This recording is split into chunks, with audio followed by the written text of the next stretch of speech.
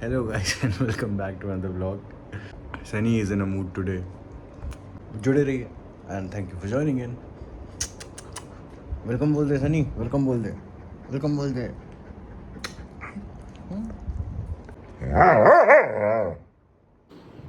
इस व्लॉग के कुछ ऐसे अपडेट हैं कि लैपटॉप ख़राब हो गया है. मैकबुक तो गया हुआ है बनने, 2-3 दिन हो गए हैं.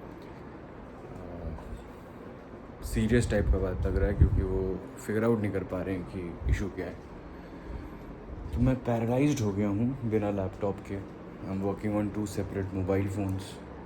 मेरे पास एक बैकअप नहीं था सिस्टम का, तो ये इशू बहुत ही गहरा हो गया है. सैटरडे वाइब्स विस्फोटक व्लॉग्स पे आज थोड़ा काम का प्रेशर कम है. नहीं आओ देखो बाहर कैसा है माहौल, आओ देखते हैं.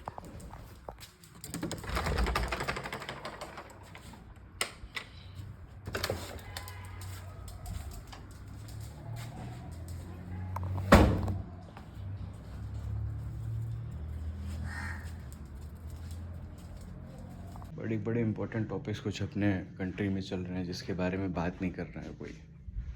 लोग कतरा रहे हैं, बात नहीं करना चाह रहे हैं. इट हैपन्स व्हेन जनरली आपने कभी अपना कोई ओपिनियन वॉइस ना किया हो तो आपको ऐसा लगता है कई बार कि मैं कोई ओपिनियन वॉइस करूँगा तो बहुत सारे लोग जो मेरे जानने वाले हैं वो अगेंस्ट में आ सकते हैं, वो बात नहीं करेंगे या फिर आउटरीच हो जाएगा जो भी. तो मैं उन सबसे एक रिक्वेस्ट करना चाहता हूँ कि आप वोट देते हैं, आप चुनते हैं या आप नहीं चुनते हैं, आपका चॉइस है. ये हक आपको मिला है.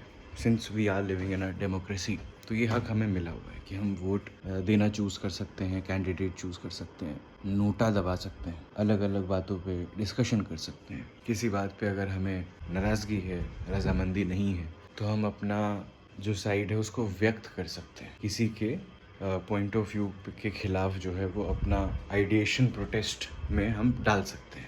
लेकिन एक बहुत बड़ी जनता है जो ये खतराती है. तो आप सबको एक बात समझनी पड़ेगी कि डेमोक्रेसी का मतलब पार्टिसिपेशन ज़्यादा होता है आउटरीच से. आउटरीच जनता करे या सरकार करे हमेशा गलत ही काउंट होता है. पर्ज हमेशा गलत ही काउंट होता है, चाहे वो जनता करे चाहे वो सरकार करे.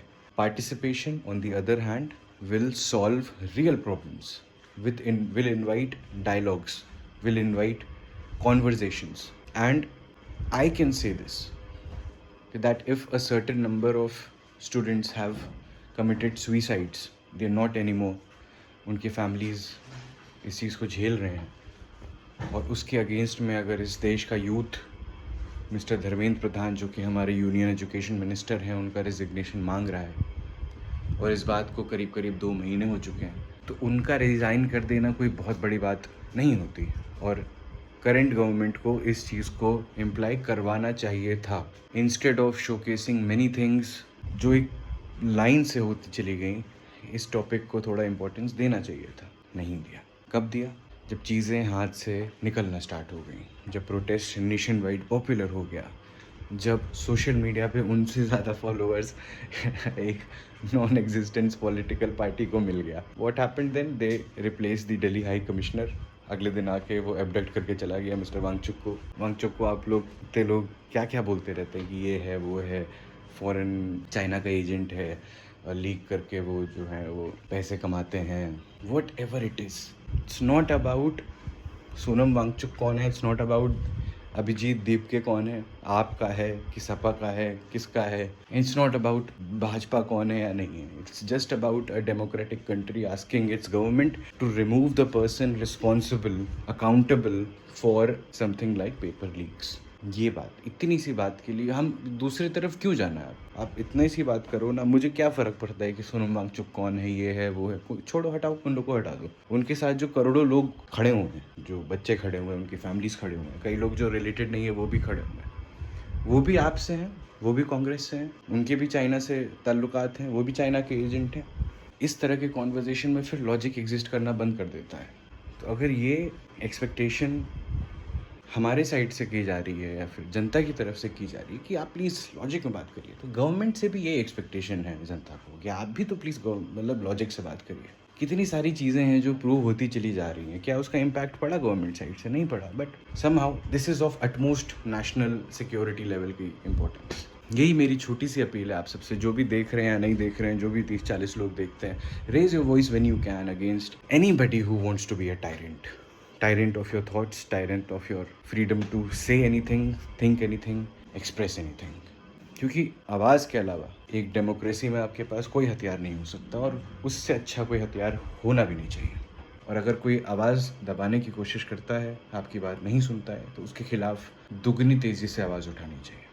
So that was it for the vlog. Episode बोलने जा रहा था गलती से। सोचिएगा जिसके बारे में मैंने आपसे बात की है, कहा है, अपील की है, और अपनी आवाज़ को खोने मत दीजिए। समाज में, सोसाइटी में, देश में आपकी आवाज़ की बहुत अहमियत है और आपकी बहुत ज़रूरत है। आपकी मर्ज़ी, नामर्ज़ी, आवाज़, ओपिनियन, यही चीज़ें हैं जो बहुत ज़्यादा मैटर करती हैं। तो हमेशा इसका साथ दीजिए और वीडियो को लाइक, शेयर, सब्सक्राइब चैनल को कर दीजिएगा।